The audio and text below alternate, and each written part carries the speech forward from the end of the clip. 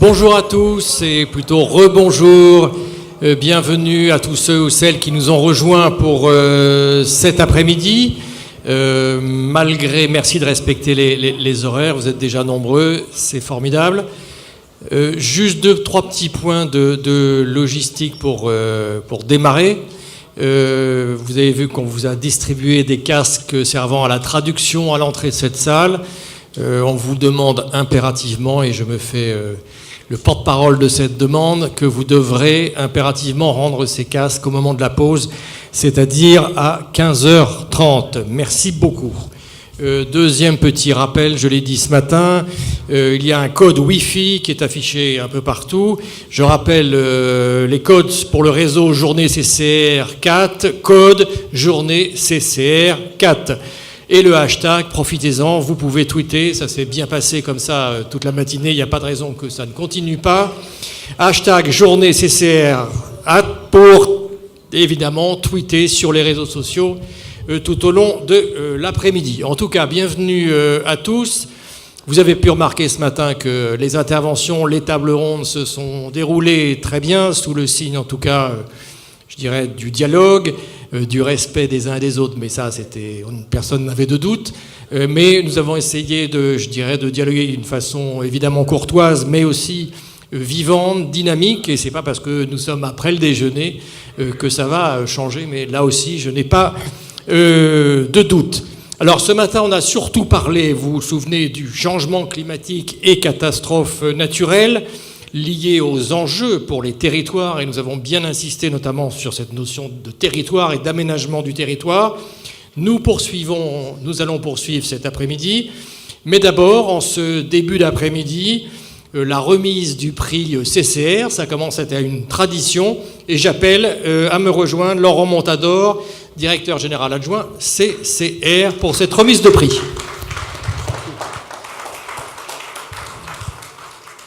Eh bien, en ce début d'après-midi, qui j'espère sera très fructueuse et puis pourra vous intéresser comme la matinée, d'après ce que j'ai pu entendre dans les commentaires de ce midi, c'est un plaisir pour moi de nouvelle fois présenter le prix CCR4 avec une explication bien sûr toujours pourquoi ce prix CCR4. CCR est toujours convaincu de l'intérêt de faciliter, de motiver les jeunes chercheurs, et notamment dans le domaine des catastrophes naturelles. On en a tous besoin, c'est un secteur d'avenir pour nos sociétés afin de développer leur résilience. Donc, le jury qui s'est réuni cette année, c'est évidemment un jury multidisciplinaire avec le président du jury Alberto Monti, qui est professeur de droit à l'université de Pavia en Italie.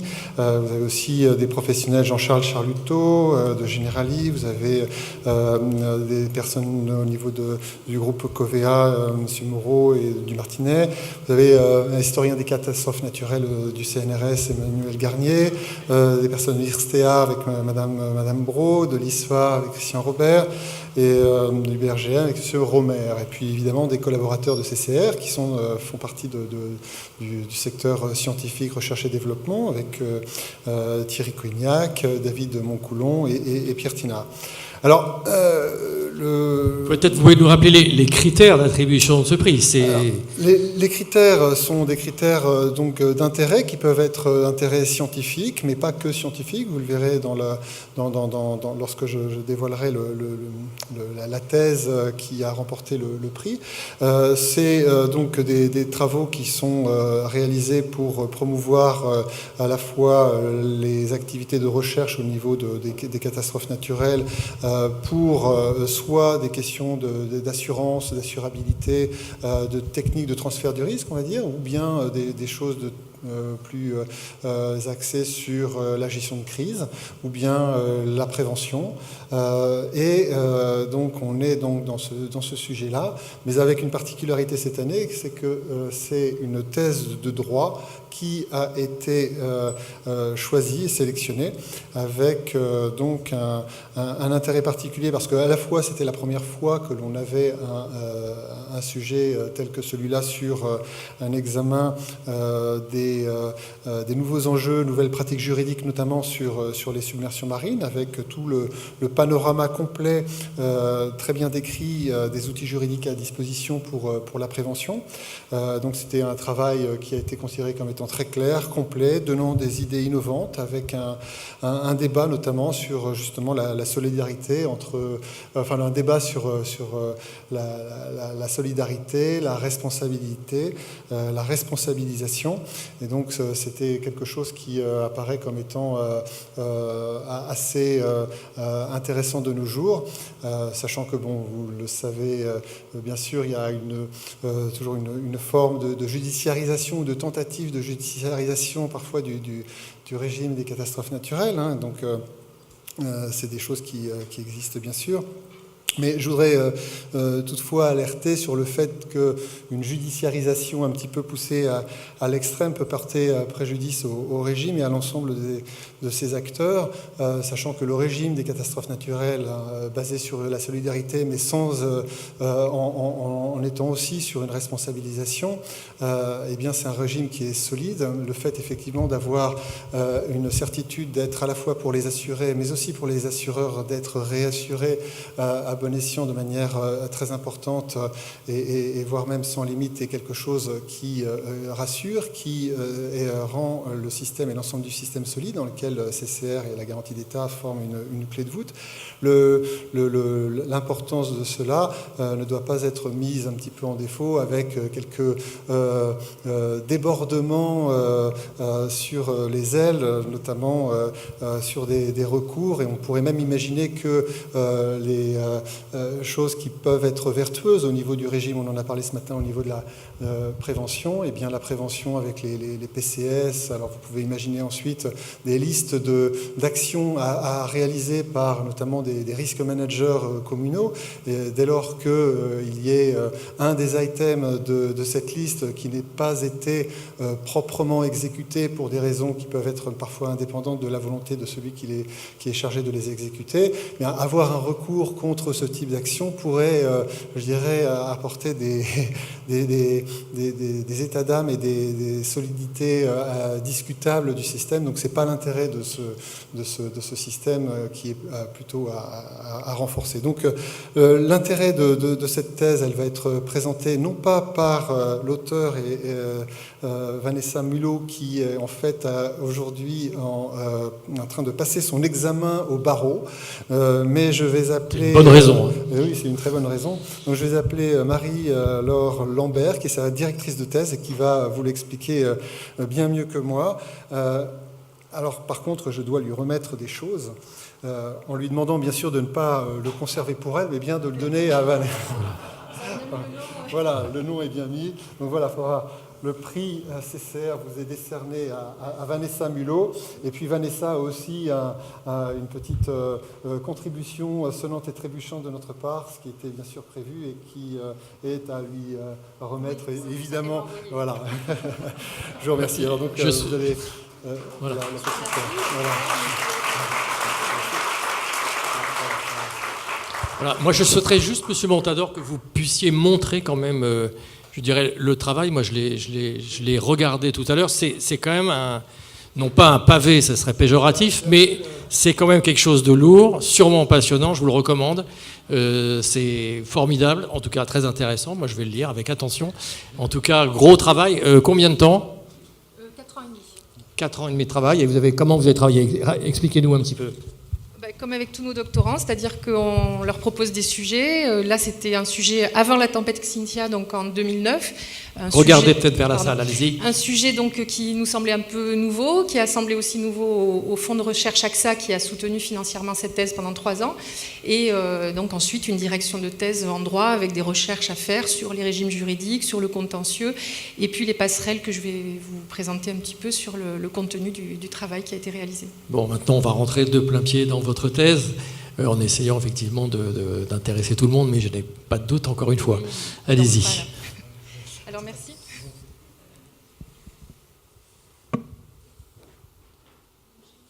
Et normalement, un petit PowerPoint, voilà, qui s'affiche. Non ? Oui, vous voyez les bas. Bien, donc merci. Cette thèse a donc été assez originale parce que, je vais vous le dire tout à l'heure, elle est à cheval sur du droit privé et du droit public. Donc vous, les assureurs, vous êtes plutôt intéressés par le droit privé, mais l'intérêt, c'était de faire des passerelles entre ces deux branches du droit. Une thèse donc soutenue dans le laboratoire LIEU, le laboratoire interdisciplinaire environnement et urbanisme à Aix-Marseille Université, et qui travaille depuis assez longtemps maintenant, depuis 2008, sur les questions d'adaptation au changement climatique, sur les zones urbaines notamment, puisque c'est un laboratoire avec des urbanistes, des paysagistes, des architectes et des juristes. Donc on est plusieurs juristes à travailler sur le droit de l'environnement et le droit de l'urbanisme. Oui. Avec des sujets de recherche donc, qui ont été financés par plusieurs organismes publics, dont un financé par le ministère de l'Environnement, sur nos premières recherches sur la vulnérabilité des littoraux en Méditerranée, avec une approche pluridisciplinaire avec des hydrogéologues, des écologues et des juristes. Un travail qui se termine aujourd'hui, qui est Alternalive, financé par la Fondation de France, avec des économistes qu'on a fait rejoindre le groupe de travail et le Conservatoire du littoral également. Je vais vite. Et puis un travail qui commence aujourd'hui sur la question de la vulnérabilité des littoraux de l'outre-mer et notamment de Guadeloupe, avec l'agence des 50 pas géométriques de la Guadeloupe, donc qui gère les littoraux guadeloupéens. Et on a rajouté des sociologues dans cette enquête pour avoir davantage de compréhension du ressenti des habitants et de leur perception des risques. Donc ça, c'est le genre de littoraux qu'on peut trouver en Guadeloupe. Vous voyez que ce n'est pas forcément ni Palavas-les-Flots, ni la Côte d'Azur. C'est encore d'autres types d'habités le littoral qui sont effectivement très vulnérables à l'érosion littorale. Donc la thèse de Vanessa, j'y viens maintenant, qui s'intitulait donc « Les submersions marines, nouveaux enjeux et nouvelles pratiques juridiques », parce que l'objectif, c'était pas de se cantonner simplement à l'étude du droit positif et des règles de droit, mais de regarder tout ce qui se développait autour de la question des submersions marines. Et effectivement, on a été un petit peu rejoint par l'actualité, puisque la tempête Xynthia en 2010 est venue remettre à plat les règles juridiques qui existaient, avec des contentieux derrière, effectivement, sur les indemnisations, et des contentieux ensuite sur les responsabilités publiques, puisque vous avez tous suivi, je pense que c'est à ça que vous pensiez peut-être, sur la judiciarisation des recours, les recours contre le maire de la Faute-sur-Mer et sa condamnation d'abord à une peine très lourde de 4 ans de prison en première instance, puis une peine qui a été ramenée à 2 mois avec sursis en appel. Donc toutes ces pratiques étaient un petit peu innovantes. L'innovation de la thèse aussi, c'est donc bien de faire le lien entre le droit public et le droit privé et de regarder comment le travail que font les acteurs locaux, les acteurs publics et l'État dans la gestion publique des risques littoraux, que ce soit les plans de prévention des risques, les portées à connaissance, la gestion de l'urbanisme, comment ces acteurs publics pourraient articuler leurs pratiques de prévention avec les enjeux que traitent les assureurs, c'est-à-dire les enjeux de l'indemnisation et par ricochet de la prévention lorsqu'on fait interagir le fonds Barnier avec l'expropriation ou l'acquisition des biens sur le littoral. Donc l'intérêt de cette thèse, c'était vraiment d'arriver à, et la difficulté aussi pour Vanessa, puisqu'il fallait maîtriser les 2 branches du droit, c'était d'arriver à faire ce lien entre les 2 parties du droit. Votre bipette ne marche pas bien, si. Donc elle a d'abord fait une analyse, bon là je ne vais peut-être pas rentrer dans le détail très technique, vous avez déjà eu une matinée un petit peu lourde et là c'est l'heure de la digestion, mais donc elle a d'abord fait l'analyse des dispositifs assurantiels qui existaient pour faire face à ces submersions marines et elle a voulu regarder si à long terme, avec justement dans le contexte du changement climatique, c'est une autre originalité de la thèse, c'est-à-dire d'évaluer à 40, 60 ou 100 ans comment les régimes peuvent être pérennes ou pas, avec tous les enjeux que vous avez sûrement vus ce matin et l'aggravation de tous les phénomènes sur les littoraux. Donc les dispositifs assurantiels actuels semblent quand même assez fragiles sur le long terme, notamment si on y ajoute d'autres risques qui ne sont pas aujourd'hui pris en compte par le fonds Barnier, et notamment l'érosion du littoral. Vous savez que l'érosion du littoral n'est pas accessible au fonds Barnier. Les biens qui sont sur les plages de sable, notamment sur la côte aquitaine, ne sont pas éligibles au fonds Barnier. Donc on a des dispositifs en droit qui sont différents entre la submersion marine, les dommages par submersion marine et les dommages par érosion sur les côtes sableuses. sachant que quand on a des dommages par érosion des côtes, par des falaises, là, ça redevient éligible au Barnier. Donc vous voyez qu'on a des régimes qui sont encore peu cohérents finalement et sur lesquels le droit doit encore évoluer. Donc elle a fait des propositions ensuite par rapport à ce qu'elle a observé, peut-être des lacunes qu'il pouvait y avoir dans le droit. Alors ces propositions ont été depuis rattrapées, on va dire, par l'actualité juridique avec la mise en place de la compétence GEMAPI qui a été transférée, je ne sais pas si vous en avez parlé ce matin, de la compétence sur la gestion de l'eau, des milieux aquatiques et de la prévention des inondations, qui est transférée donc en 2018 aux collectivités locales. Je ne sais pas si c'est quelque chose qui a été un petit peu discuté. Voilà, donc il y a déjà des phénomènes qui ont évolué depuis la fin de la thèse de Vanessa. Elle voulait également parler éventuellement de compléter le fonds Barnier par un fonds qui serait un fonds d'indemnisation spécial des submersions permanentes, parce que là on parle de submersion marine. Submersion marine, comme vous l'entendez en tant qu'assureur, c'est des paquets de mer un peu violents pendant une tempête qui vont rentrer sur des maisons, peut-être y rester quelques heures ou alors bon, dans des zones très basses ça peut y rester plusieurs jours, mais la mer va finir par se retirer. Donc on est sur des submersions marines ponctuelles. Aujourd'hui, ça crée des dégâts, mais ça peut occasionner des morts également. Mais ensuite, la mer se retire. Et en revanche, on va avoir des phénomènes avec l'élévation du niveau de la mer de submersion marine progressivement définitive, avec des biens qui vont être donc rejoints par l'élévation du niveau marin.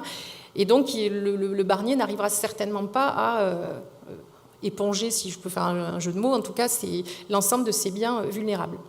Donc elle a proposé éventuellement d'autres régimes de fonds d'indemnisation, d'autres régimes qui seraient au choix de l'habitant pour lui permettre de choisir entre rester à ses risques et périls, mais on sait que c'est une notion qui ne marche pas très bien en droit et que le juge accepte assez rarement la notion de à ses risques et périls. Rester pendant un certain temps en faisant indemniser encore les submersions temporaires, et puis accepter de partir quand avec l'accord de l'assureur, du maire, des pouvoirs publics, tout le monde commence à comprendre que l'enjeu est perdu et qu'il faut libérer cet espace. Un plafonnement des indemnisations aussi qui pourrait être proposé. Donc voilà, il y a plusieurs propositions qui ont été faites. La question qu'elle soulève aussi et qu'on continue à soulever parce qu'elle n'a pas été tranchée, c'est effectivement la question de où placer le curseur entre solidarité et responsabilité. Donc je pense que ce matin, vous avez beaucoup parlé, je suppose, de solidarité. C'est le concept qui fonde en fait le système privé-public de l'assurance en France. Donc cette solidarité, il n'est pas évidemment question de l'abandonner et de se dire on laisse les victimes face aux enjeux qu'elles ont en face d'elles, mais il faut quand même à un moment réfléchir aussi à une forme de responsabilisation des personnes qui soit achètent des biens en connaissance de cause, soit achètent des biens et continuent à les mettre en valeur alors qu'on sait qu'à un certain terme de plusieurs dizaines d'années, c'est des biens condamnés. Donc il faut arriver à faire intervenir aussi une part de responsabilisation du propriétaire lui-même. Mais là aussi, la difficulté, c'est d'arriver à trouver des règles de droit qui soient, ce qu'on appelle, nous, juristes, reproductibles et équitables, enfin, ou plutôt égales pour tout le monde, avec une règle qui soit comprise de tous et admise de tous, et mettre ça en balance de la complexité des situations sur le terrain. Les questions d'érosion marine, de submersion marine sur les territoires littoraux sont extrêmement diverses. On travaille en pluridisciplinarité avec des hydromorphologues, des géologues, des paysagistes. Vous n'avez pas deux territoires qui sont les mêmes. Vous avez des grandes plages de sable, des petites plages de poche, des falaises qui s'écroulent, des côtes rocheuses, et tout ça ne tient pas de la même façon, et les biens sur ces littoraux ne sont pas vulnérables de la même façon. Donc les questions qu'on se pose ici, c'est comment arriver à trouver des règles qui soient égales pour tous, mais qui soient en même temps adaptables, on va dire, sur la complexité des littoraux différents en France. Et la conclusion à laquelle on est venu, qui est peut-être pas une conclusion baguette magique, mais en tout cas la conclusion à laquelle on est venu, c'est qu'il faut vraiment parler de ces phénomènes aujourd'hui. D'abord parce que ce sont des phénomènes spécifiques. Les submersions marines, vous avez des principes effectivement qui sont les mêmes que dans les inondations d'eau douce, mais vous avez aussi des choses spécifiques. Par exemple, l'élévation du niveau de la mer fait que on sait que progressivement la mer monte et que ces biens sont destinés à disparaître un jour, alors que les crues de rivière, la crue va passer, repasser à une fréquence centennale, millénale, on ne sait pas, mais la rivière se retirera de toute façon. Alors que là, sur l'élévation du niveau de la mer, on a vraiment cette spécificité que le changement climatique est en train de faire disparaître progressivement des territoires, qu'il est très difficile de savoir exactement, évidemment, à quelle période ça se verra à l'œil nu sur les territoires, que l'incertitude, elle joue dans les deux sens, c'est-à-dire que vous avez des maires de communes qui vous disent les géomorphologues, le BRGM ne sont pas très sûrs de la date à laquelle l'érosion ou l'élévation du plan d'eau va se faire. Alors effectivement, on peut être dans le déni et continuer à entretenir le déni en se disant peut-être que c'est pas sûr et que la mer va monter plus lentement, mais l'incertitude est peut-être dans l'autre sens, puisque sur la côte aquitaine, où il y a un organisme qui travaille qui s'appelle le GIP Littoral Aquitain, qui étudie beaucoup les questions d'érosion marine, eh bien, le trait de côte qu'ils attendaient pour 2040, donc qui avait été un petit peu modélisé par les modèles actuels, et on se disait en 2040 la mer sera là, il a été atteint l'hiver dernier sur certaines zones de la côte aquitaine. Donc l'incertitude, elle peut jouer dans les deux sens. Donc il est urgent, nous c'est un petit peu notre croix, et c'est pour ça qu'on fait des programmes là-dessus, il est urgent de commencer à en parler, de commencer à en débattre. Alors au niveau national, il y a des choses qui sont lancées par le ministère de l'Environnement, par la stratégie nationale de gestion du trait de côte. Sur certains littoraux, il y a des choses qui sont lancées aussi. Mais quand on arrive au niveau de la commune et des intérêts finalement des propriétaires, des élus, des notaires, du reste de la commune, mais on se retrouve face à des situations qui sont beaucoup plus tendues évidemment. Et il faut un certain courage politique aujourd'hui, il faut l'admettre, pour parler de ces questions-là au niveau local. Les élus qui ont commencé à parler de ça, que ce soit à Lacanau ou ailleurs, n'ont pas survécu à l'élection municipale suivante. Donc nous, on avait un travail en cours sur hier et qui a été un petit peu remis en cause par le changement d'équipe.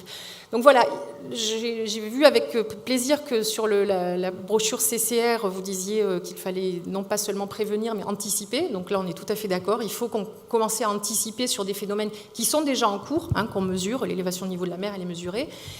Des choses qui vont être de plus en plus graves et qui vont se voir dans quelques dizaines d'années. Mais il faut commencer à trouver des solutions collectives, partagées et équitables. Équitable, c'est une autre chose sur laquelle je voulais revenir peut-être, puisque en tant qu'assureur, vous travaillez plutôt avec des questions de coûts, de marché, de valeur des biens selon le marché, donc vous avez une vision peut-être un petit peu statique des choses. Nous, en tant que chercheurs et de chercheurs de droit public, on a aussi en tête la question de l'intérêt général, et la question de la valeur réelle de ces biens et de la discussion sur la valeur économique qu'on laisse à ces biens, qui est peut-être artificielle, puisque ce sont des biens qui sont destinés à disparaître, et comment arriver à faire comprendre que la valeur aujourd'hui de marché de ces biens n'est pas forcément ni équitable, ni durable, et comment arriver à activer des politiques publiques sur des biens qui sont surévalués par rapport à leur valeur à long terme, on va dire. Donc ça, c'est la liste des publications qui ont été publiées par Vanessa et l'ensemble du groupe. Et il y en a notamment une, j'attire votre attention, qui est celle sur Vertigo, donc Vertigo Revue. Là, on a fait tout un ouvrage. Moi aussi, j'en ai un cadeau. Merci beaucoup. Moi, je vais le faire circuler. Super. Merci beaucoup. Donc c'est un ouvrage qui est en ligne, mais dont on a tiré certaines versions papier. Donc vous pouvez retrouver tous les travaux qu'on a fait en droit sur cet ouvrage, le recul stratégique de l'anticipation nécessaire aux innovations juridiques, en ligne sur les éditions en ligne Vertigo. Et dernier programme de recherche, dernière diapo, justement, cette question de l'inégalité ou de l'équité, la question de l'équité sur les mesures qu'il faudra prendre sur le littoral. Donc on a un dernier programme de recherche qui commence aujourd'hui avec des économistes et des urbanistes et une sociologue sur la question des inégalités sur le littoral et notamment sur la frange littorale la plus proche du rivage, qui est évidemment la frange la plus convoitée, avec la vue sur mer, avec les aménités, mais qui est aussi la frange la plus vulnérable. Et donc les questions aujourd'hui, c'est d'arriver à identifier qui habite sur cette frange, quelle est la valeur des biens, quel est le mode d'occupation de ces biens, résidence secondaire, résidence principale, quelle est la capacité de ces personnes à être résiliente ou à se rendre résiliente avec des systèmes assurantiels ou pas, et comment organiser des politiques publiques qui tiennent compte non pas juste de l'égalité juridique, mais aussi de l'équité économique et sociale entre les gens qui habitent sur ces différents littoraux. Voilà, donc j'ai fini. Merci, c'était...